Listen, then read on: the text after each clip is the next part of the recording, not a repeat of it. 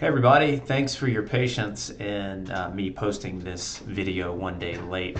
Actually, I'm getting it out Monday afternoon now because I started feeling better and had a little bit of time in the office this afternoon. So I hope you guys are doing well, and I'm really looking forward to what we're talking about this week and the time that you're going to get to spend working on Chaucer's The Knight's Tale. Now, as we discussed in last week's unpacking of the general prologue, the knight is depicted as this character that is the true representation of chivalry. And since we've been working so much on that term, and because that he really deals with that in the Knight's Tale, I thought it would be good to include that as the text this time. It's a difficult choice because what I usually teach during this class is the Miller's Tale, which follows directly after the Knight's Tale. And if the Knight's Tale presents this ideal view of chivalry, the Miller's Tale completely undercuts it sarcastically, and it's a fabliau, which means it's completely off color, inappropriate. As one of my fellow grad students said at one point, it is basically the world's longest fart joke, which essentially it is. And so you have this idea of chivalry coming up, and then you have the Miller immediately challenging it. And if we had more time, I would probably want to read these texts in conversation with each other, but we need to move on and finish up the medieval period this week because you've got your midterm next week. So if you're interested at all in unpacking the Miller's Tale, or if this is it somehow piqued your interest in Chaucer and the Middle English period, your textbook includes the Miller's Tale. I'd encourage you to go take a look at it because it's an open question as to whether or not Chaucer is really representing these ideals of chivalry, or is he really challenging them? And it's really difficult to tell because Chaucer, like any good author, is not going to tell us what he has in mind. So you have that point counterpoint, which is really interesting because as we understand from the different cultural roles, it should be the knight and then immediately moving on to someone from the church or someone else from that class of those who fight. But we have the miller who comes from the laboring class who just immediately steps in and he's drunk and he says, "I'll tell a tale about love," and then completely makes fun of everything. So I wrestled with which of these texts to include in this semester.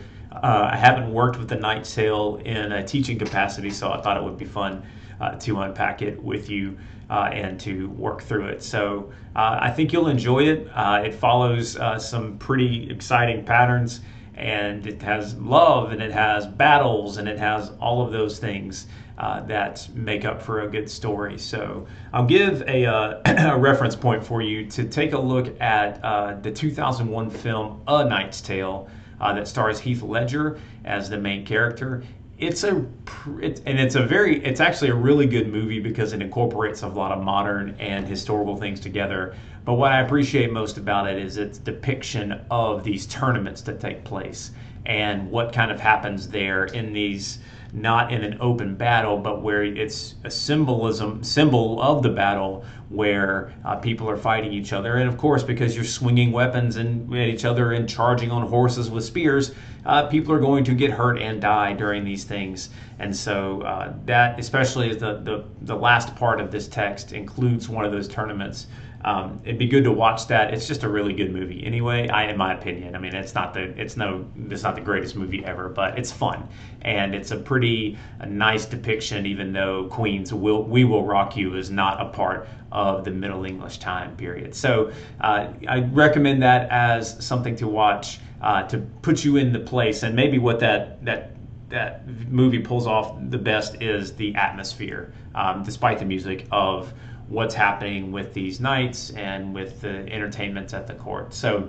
I'll recommend that to you, but without any further ado, let us look at what you're going to be doing this week. So it's a fairly simple week as we're heading into the midterm, where the main thing that I want you to focus on is reading this text. It looks like this is, hold on just a second, I'll give you a little peek behind the curtain here, because what I have to do is actually make that visible, which is now there and is there available for you. And now I'm back in. Okay, sorry about that. So once you log in the Blackboard, it will look like this, and then you have the list of things for this week. And basically, we're just rolling along with the general ideas or the general format that we usually use for these assignments. So the first thing to do is to read the checklist and to watch the video, and then work from here to the Knight's Tale. So this is actually a rendered image of the picture that's included in the manuscripts versions of this. And so as you work through these ideas, I really want you to keep in mind those terms that we've been working through throughout the semester: the honor, loyalty, virtue, and chivalry. And you'll see that term chivalry thrown out here so many times. And I want you to really think about how the text depicts chivalry, specifically how the text can combine something like love and war, right? And how the text presents these people who are, in some ways very vicious in their physical attacks on people, but yet they're representing chivalry and honor. So it's a complex problem, and I want you to dig into it in a bit of a complex way. So think about it, those ideas, as these notes work through the narrative. Now, I have pulled out some specific things that I think that you'll find interesting, and I'll look at those here in the discussion board post in a minute. But one thing I want to offer to you, and I'll actually make an entry for this in the discussion board post, is if you want to take one of those terms and just define it as the text defines it, and say this is how the text presents it, this is where it supports that point, here's some challenges to it, you be my guest. That is, we'll leave an open category for you. Specifically, I think, and I'll reference this in that prompt, the term chivalry.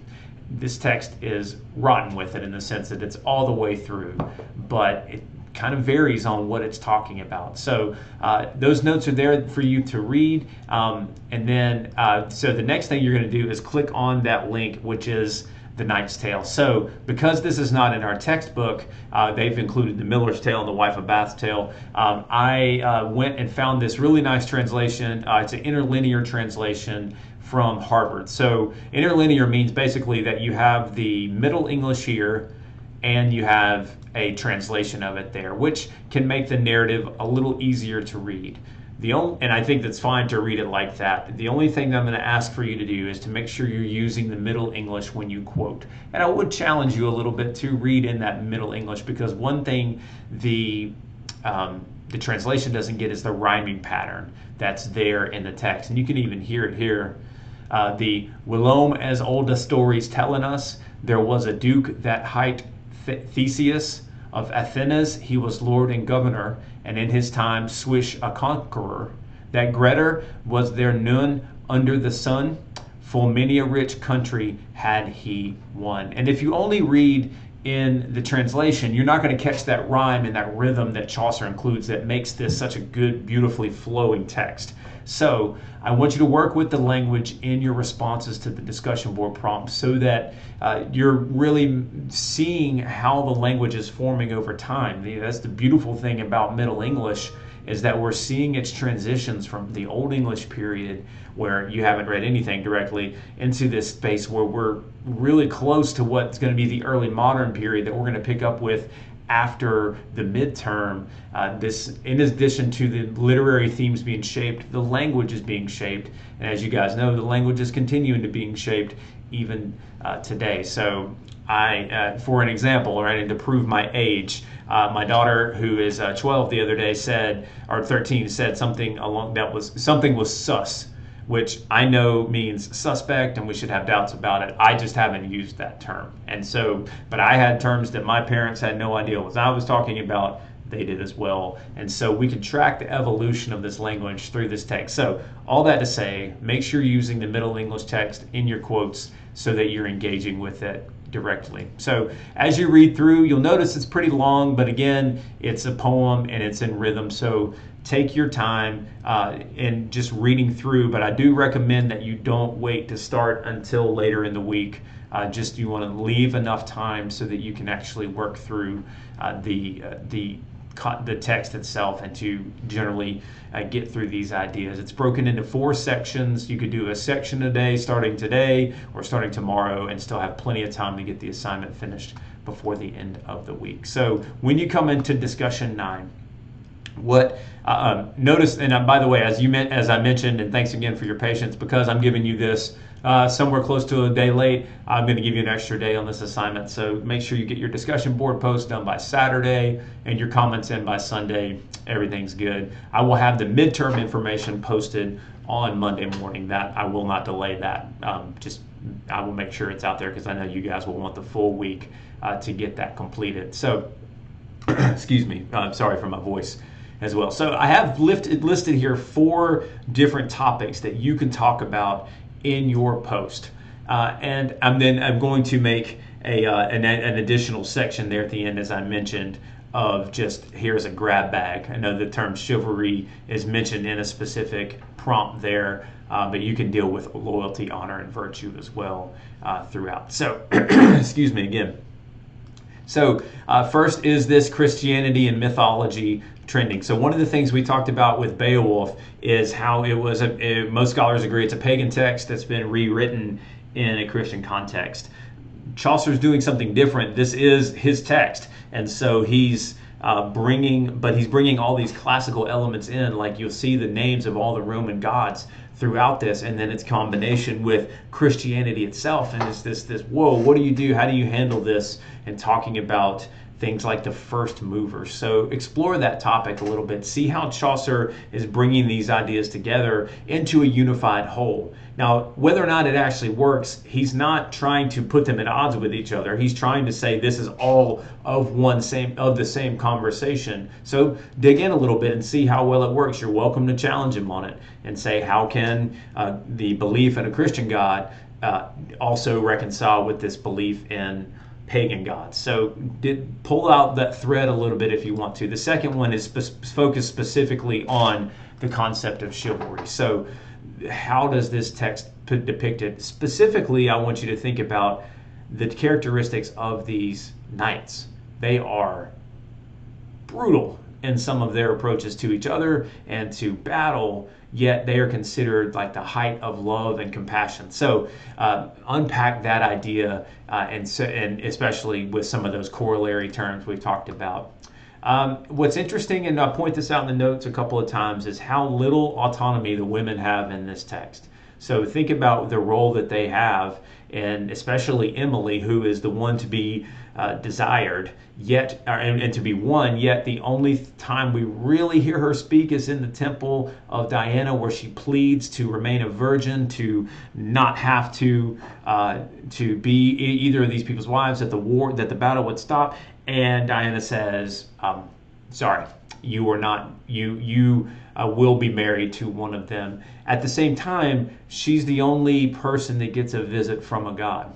Neither Ares nor Venus show up, or Ares, I said Ares, Mars or Venus show up. So think about that idea of how this text depicts women and their voices and their lack thereof, and what it says about the cultural view of women.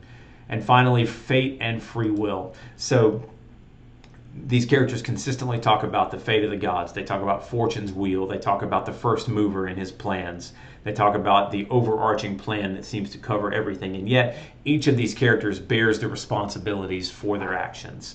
They also, at the same time, will cry out against the fortune that they seem to have. And so Chaucer's playing with this idea of free will and fate or predestination. So unpack that a little bit in your text. How does he work within it? I recognize, by the way, that these are complex conversations. That's okay. I'm not asking you to resolve anything. What I'm asking you to do is to poke a little bit, dig into this topic, think about how the text might depict it. There's no way in a 300-word or even a 3,000-word response that you could actually provide some sort of exhaustive look at any one of these topics. It's just not possible. The text is too rich, too deep. But you can at least get started. And what I want to see in that is your use of the text to unpack. And as I mentioned a couple of times in the video, I'm going to add a number 5 here that just brings in some of those other terms like honor, virtue, loyalty. You're welcome to dig in those terms in the same way that I'm asking you to dig into this concept of chivalry. So post by Saturday, the 24th, comments due by Sunday, the 25th. A quick primer on the midterm, what to be ready for. It's okay. right? A midterm is just a more or less taking two of these texts and comparing them with one another. How do they share these concepts? How do they differ on them? How do they work in separate ways? How do they come together? Where do you see similarities in Beowulf and Sir Gawain in the Green Knight and in the Knight's Tale? In the midterm, I'm only going to ask you to pick two and to put them in the conversation with each other. So more information on that. But if you kind of know these texts and if you've been working through the concepts that we've been using in this class, you're more than ready for the midterm, and we'll see how it bears out in your writing. Feel free to reach out to me with any questions or concerns throughout the week. And if you have, if I can help you in any way, of course, feel free to reach out. Thanks again for your patience as I was getting over this cold, and I will talk to you soon. Take care.